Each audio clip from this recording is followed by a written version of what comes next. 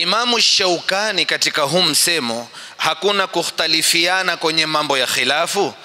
Asema hadhihi almaqala, msemo huu qad sarat a'zamu dhari'a ila sadd babil amri bil ma'rufi wan nahyi 'anil munkar.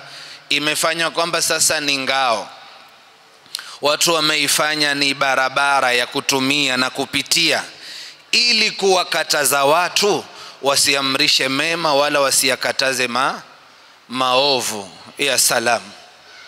Kumbe ndugu zangu, haya mambo si zama zetu. Imamu Shaukani amekufa mwaka 1250, karni ya 13 ndio amekufa.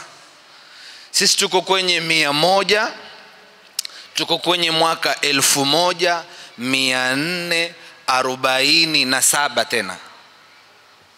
Kwa hivyo mwanachuoni wa kitambo, kumepita karibu karne kama 3 hivi, na karne moja ni miaka mingapi?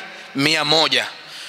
Kwa hivyo kumbe mambo ya kuambia watu sote ni wamoja, tusikhtalifiane, yalikuweko kuanzia wakati wa Imamu Ash-Shaukani, na akalipinga hilo ya kwamba hii ni njia na ni ngao watu wanatumia ili kusikatazwe maovu na kusiamrishwe ambayo ni mema, jambo ambalo Qur'ani na Sunna imekuja kueleza watu waamrishe mema na watu wakataze maovu.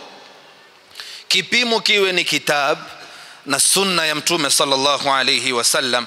Wa in qala qailun min ahli alilmi bima yukhalifu dhalika, hata kisimama msomi wa dunia gani akipinga kitabu na sunna, tutamrudi kumwambia hapa umekosea, sivyo. Asema fa qawluhu munkar, kauli yake ni munkar, yajibu inkaruhu alayhi awalan, inatakiwa apingwe huyo aliyesema. Thumma ala al-amili bihi thaniyan, kisha apingwe mwenye kuifanyia kazi ile fatwa katika wafuasi.